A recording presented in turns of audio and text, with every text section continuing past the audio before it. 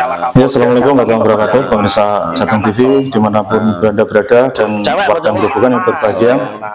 Selamat pagi pemirsa. Ini masih dalam progres berkaitan dengan REVIT, yaitu rehabilitasi, pembangunan dan percepatan satuan pendidikan yang ada di Kabupaten Grobogan.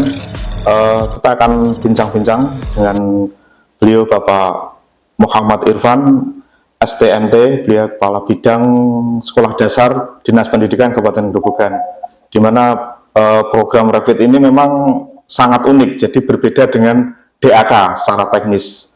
Baik.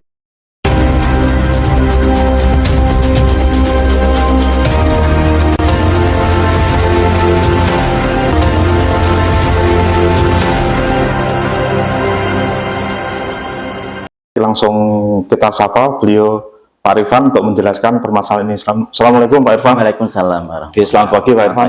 Sehat-sehat selalu. Alhamdulillah. Ya. Pak Irfan, bisa disampaikan ke pemirsa Jateng TV, khususnya warga Grobogan, program REVIT ini regulasinya apa betul? Impres nomor 7 tahun 2025. Jadi ini pengganti DAK.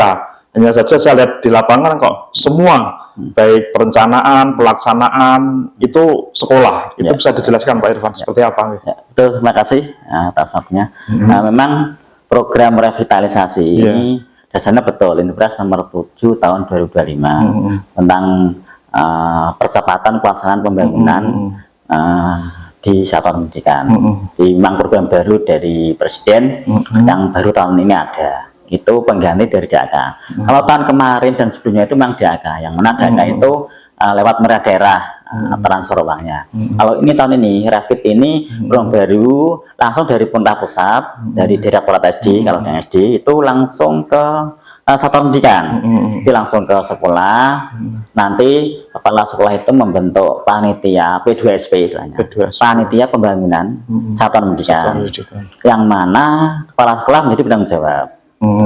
Ketuanya dari komite atau warga sekitar dan apa, yang penting tidak boleh dari guru atau kepala sekolah. Kemudian dibentuk panitia P2P tadi yang buat juga kepala sekolah. Kemudian ada unsur perencana dari konsultan yang merencanakan itu.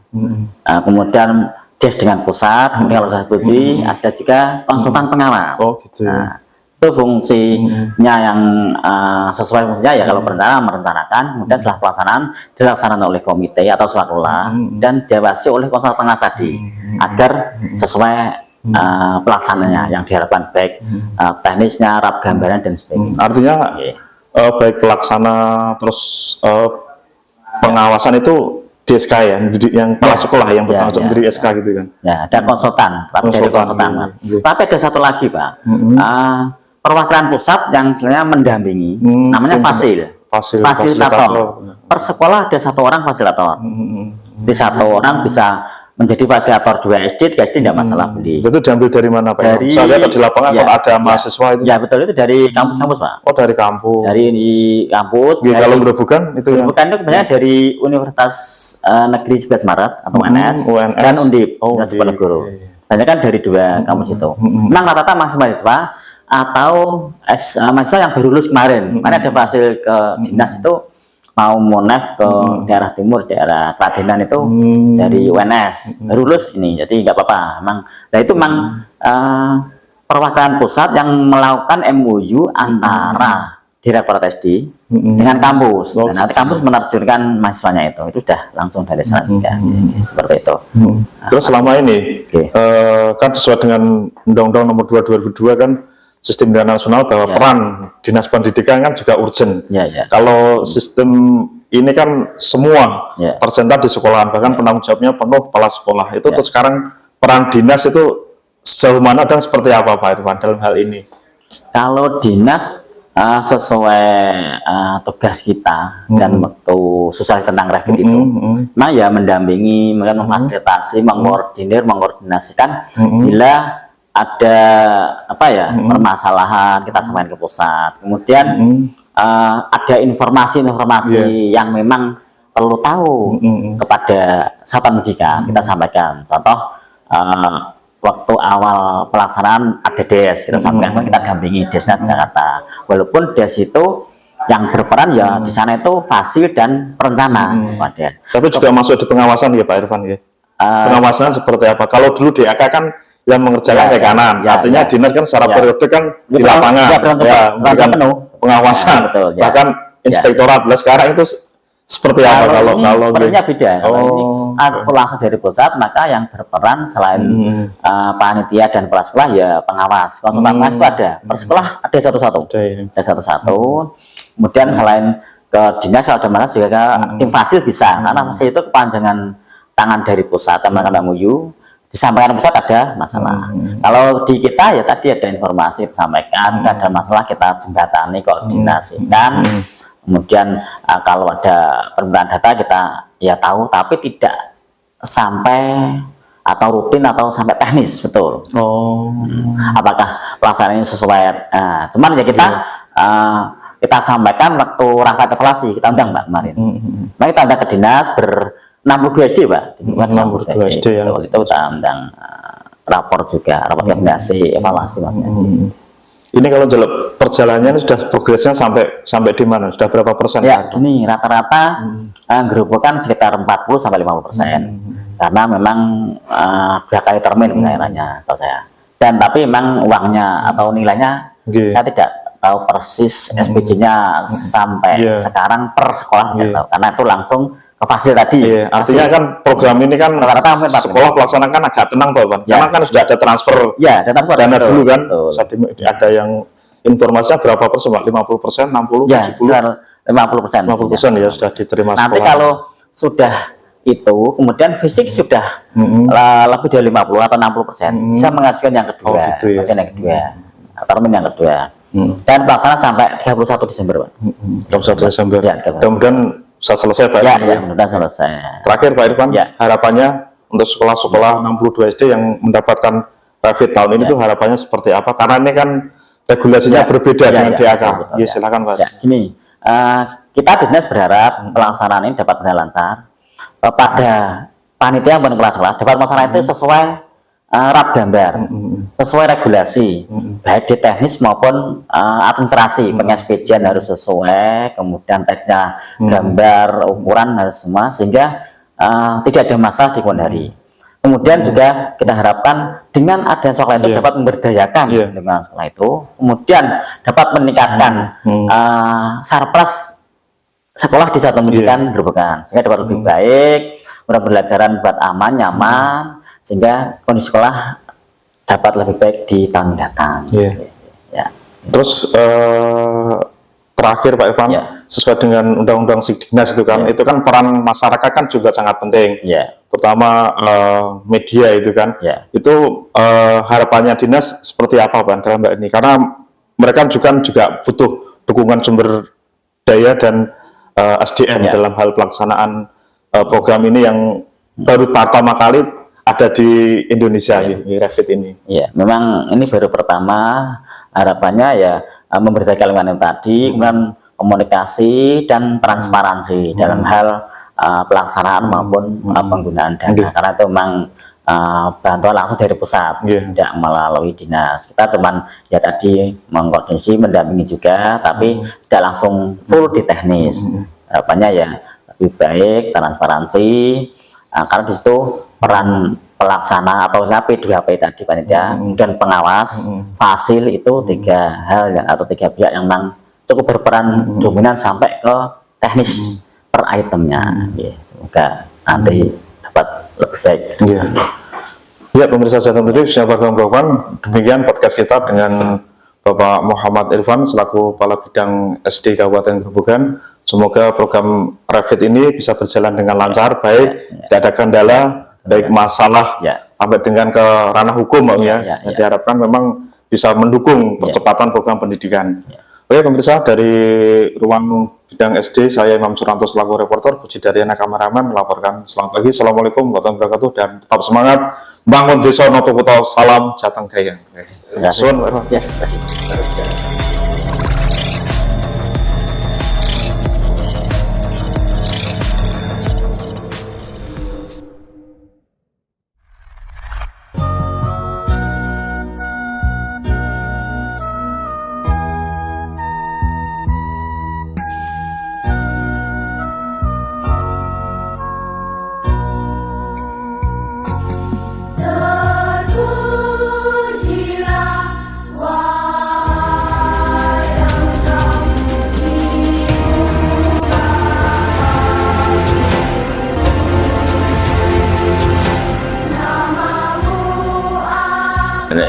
dianggap tidak transparan ya silakan kan gitu dah. Ya, yang jelas ada papan kegiatan, papan informasi.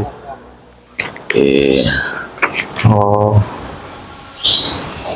Ini ada 4 ruang kelas Pak ya, 4 ruang kelas. Terus paling ujung sana itu ruang kelas baru. Oh, sana RKB, ruang ya, kelas baru. Ya. Yang renovasi 3 ruang kelas. Ya.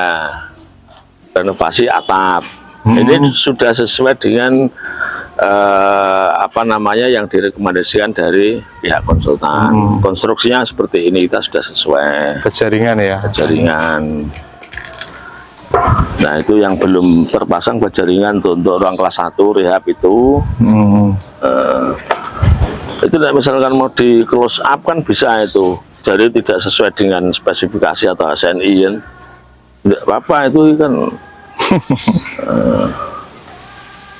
Sing RKB ini sebelahnya RKB paling ujung timur. Lokasi ruang kelas baru. Ya.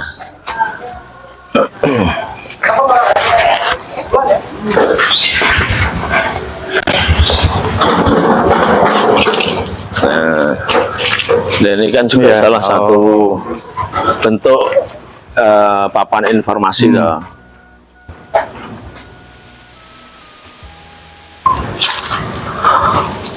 Mbak Puji bisa di-show Mbak Puji. Ini papan pengumuman, jadi revitalisasi sudah tertera. Ini gambarnya seperti apa. Jadi sudah sekarang kan keterbukaan informasi publik ini sudah bangunannya jelas sekali. Jadi ruang tampak depan, tampak atas ini sudah sebaiknya, termasuk yang ruang kelas baru ini dinanya sudah ada di sini semua. Termasuk time schedule-nya ini juga ada time schedule.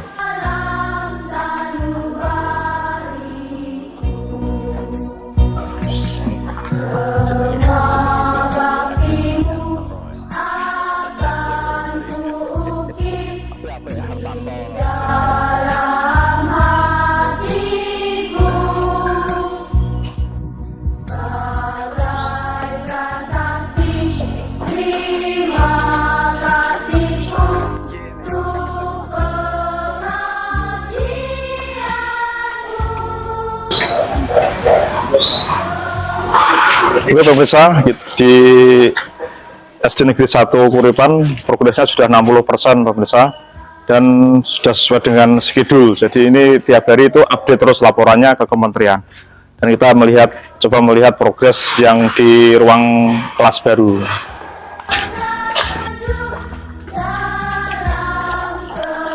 Jadi standarnya semua swasta kelola harus pasang seperti itu Pak Gus? Ya. Ini ruang kelas baru. Ini RKB. Sudah mulai plaster. Ini harusnya kan sudah bisa pasang plafon, cuman materialnya belum datang, mungkin besok. Nah, untuk RKB memang dindingnya ini yang sisi yang sebelah barat ini kan nyambung ya. sama, ya. Memang speknya gitu ya. Memang speknya seperti itu.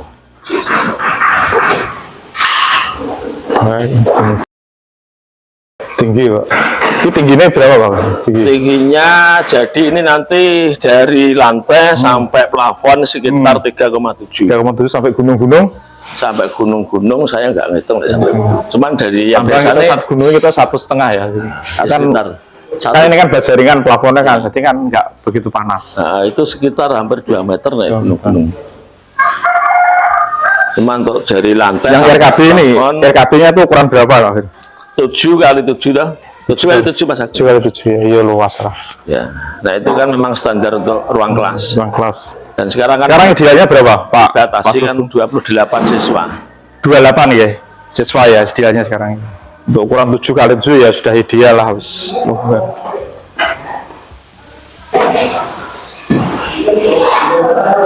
Target selesai kapan Pak ini? Target selesainya awal Desember ya Mas. Awal Desember ya, awal Desember. Artinya serah terima kan tetap di bulan Desember ya? Ya, bulan Desember. Kan untuk swakelola kan tidak seperti yang ada di kontraktual kan.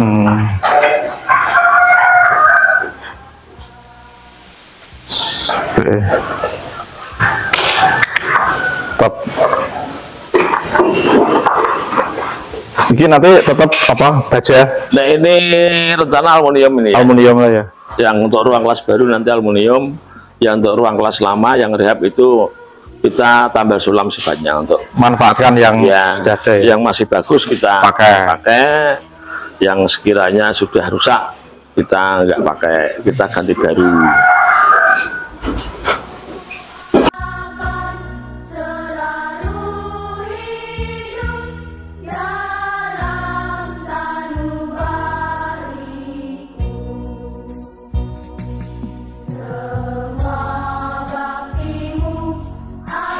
Sampaikan ke pemirsa Jateng TV khususnya warga Grobogan, Pak Agus selaku Ketua Komite SD Negeri 1 Kuripan, ini dalam pelaksanaan ini progresnya sudah sampai di mana? Untuk sementara sekitar sudah 60% ya? itu sudah sesuai dengan time schedule yang kita buat. Nah, untuk saat ini masih ada aktivitas ya untuk para pekerja ini sudah mulai restoran dan ujian ini untuk ruang kelas barunya. Dan besok mungkin bisa kita mulai untuk plafon plafon. Plafonnya besok sudah bisa terpasang ya. Ya. Ada kendalanya apa Pak? Mungkin cuaca atau material yang dilangsir atau seperti apa? Nah untuk saat ini kendala tidak begitu ya. Cuma apa namanya?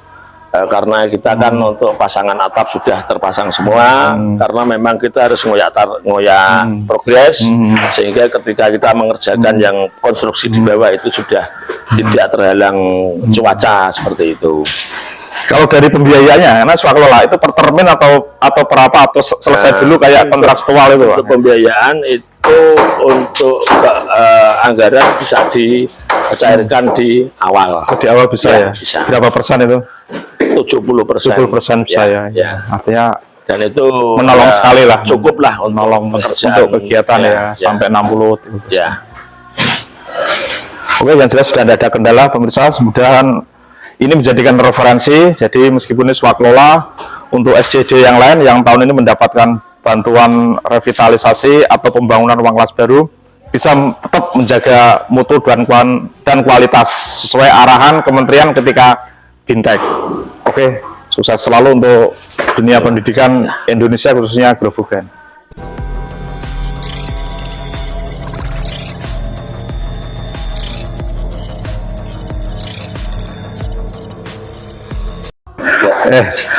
Oke pemirsa, dari kegiatan di ruang kelas baru SD Negeri 1 Kuripan Purwodadi, saya Imam Suranto selaku reporter, Puji Daryana kameran melaporkan. Selamat siang, assalamualaikum warahmatullahi wabarakatuh, dan tetap semangat, salam Jateng Dayang.